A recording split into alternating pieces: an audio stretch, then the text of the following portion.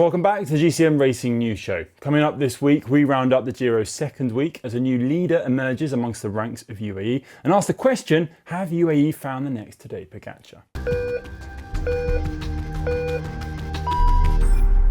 This week in racing, we also learnt that you don't want to be Josh Tarling's Minuteman. We also learnt the pro cyclist equivalent of dropping your lunch all over the office floor. At least it was free, anyway. Also, we think this move was an accident, but sometimes you just never know. And lastly, it turns out Mathieu Van Der Poel's bike handling does actually have some limits. First up then, have UAE found the next Pogačar? 21-year-old Mexican Isaac del Toro holds a commanding lead at the Giro d'Italia after concluding the race's second week, moving 1 minute 20 seconds ahead of Simon Yates in second and 1 minute 26 seconds in front of teammate Juan Ayuso in third overall.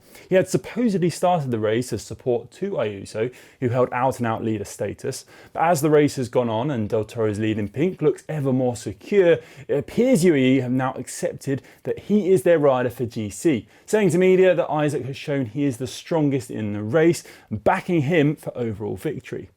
It would be a huge statement and win to do so for the young rider in only his second Grand Tour. He finished 36th at last year's Vuelta. Long touted as a future super talent, he has looked incredibly in control at this year's Giro, whilst others have shown some signs of fatigue at times. Del Toro has calmly managed any tricky situation, showing big strength at the right moments. It's probably unfair to draw parallels to Pogačar, but being teammates and putting down big performances at such a young age will inevitably lead to such discussions. Let's not forget though, when Pogačar was a year younger, he'd won 3 stages at the Vuelta and finished third overall.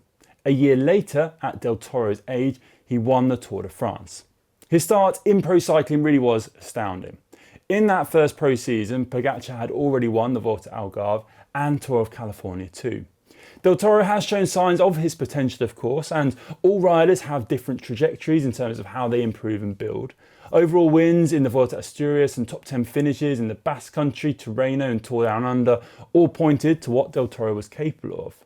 What's key here though is that in reality it's far too early to say where and what the young Mexican will go on to achieve. And also worth saying that if he does want to follow in the footsteps of Pogačar, he'll have to go up against the man himself. In the near future, of course, there is still the Giro's third and final week to navigate. We'll know much more about Del Toro's capabilities after the weekend.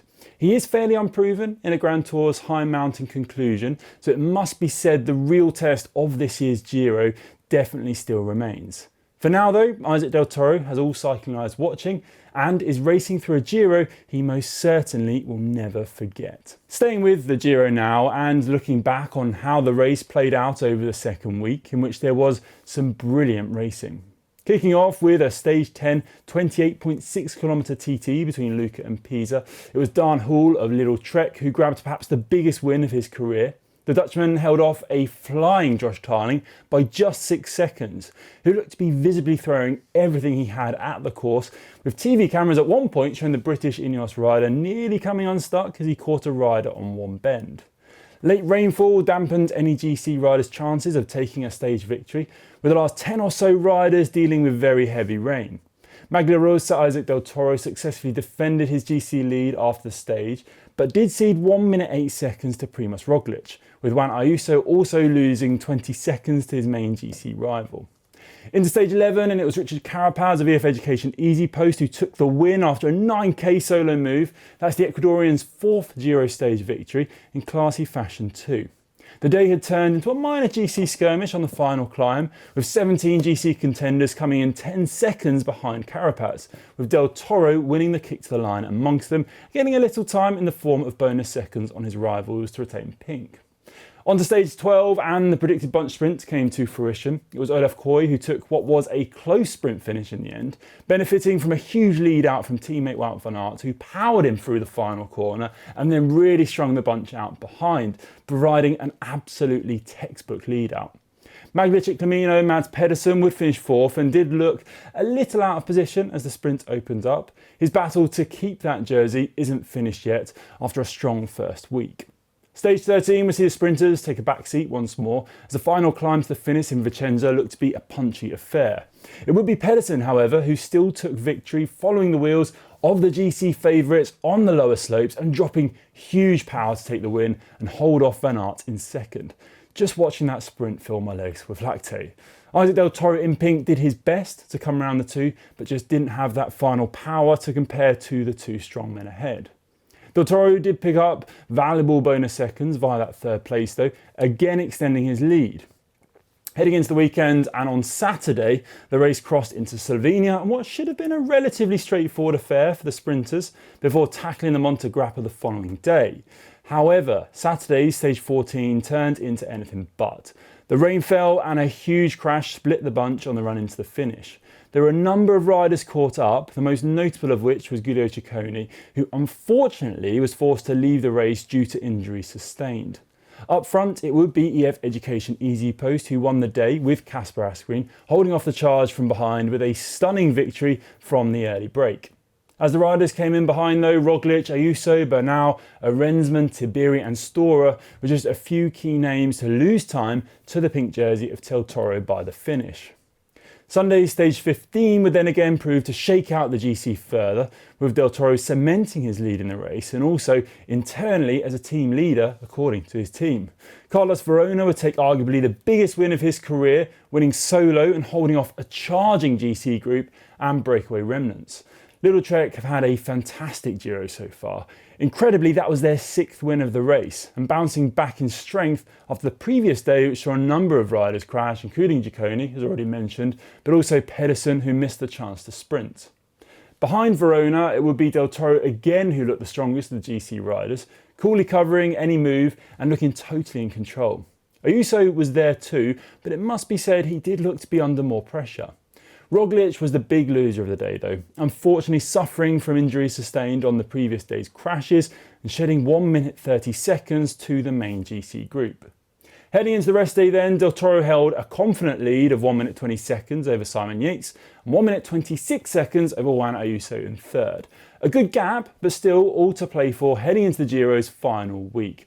I'll tell you what, I'm looking forward to watching it, of which you can on Discovery Plus or Max. Before we move on though, don't forget we do have loads of pink themed merchandise over in the GCN shop, including the hoodie I'm wearing right now. It's a great way to support the channel if you have time to take a look, and mate, it is always the best time to rock the pink, isn't it? Right then, what's up next? In the Women's World Tour, it was the Vuelta A Burgos Feminas taking centre stage. Marlon Reusser of Movistar took the overall win in a dominant display of form, taking victory by nearly 2 minutes over Elisa Longo Borghini in second, 1 minute 51 seconds to be exact, with Yara Castellani in third, a further 7 seconds back. Reusser took 2 stage victories and a second place along the way, smashing the race's final TT to cement overall victory. It was a 33-year-old Swiss rider's second win of the year after taking the Trofeo Palma Femenina back in January, and it actually also saw her take both the points and mountains jersey. Away from the World Tour, it was a first pro win for Canada's Isabella Holmgren of Little Trek at the Durango Durango Emakumeen Saria race. The 19-year-old rode clear of FDJ's Evita Muzic on the climb to the finish, taking the win by 8 seconds, with Thalita de Jong rounding out the podium some 44 seconds back. Second on GC at the Tour de l'Avenir Femme last year, Holmgren is definitely one to keep an eye on going forward. US Nationals also ran this past weekend. In the women's race, it was double Olympic champion Christian Faulkner of EF Education Oatly who would defend her title, beating Lauren Stevens to second and Catherine Sarkisov to third after a 3-way sprint to the line. Whilst in the men's race, Quinn Simmons took another national title after his win back in 2023. This time, the Little Trek rider won by 2 minutes 52 seconds, crossing the line with a huge margin over Even Boyle of Hagens Berman's Jayco in second and Tyler Stites of Cairo Rural Seguros RGA in third. In other news, there have been grumblings about the final stage finish at the Tour by 2 previous winners actually of that stage. The last stage will see the finish on the Champs-Élysées, but will now include 3 ascents of the Montmartre climb used in last year's Olympic road race. This has been rumoured but is now fully confirmed by race organisers ASO.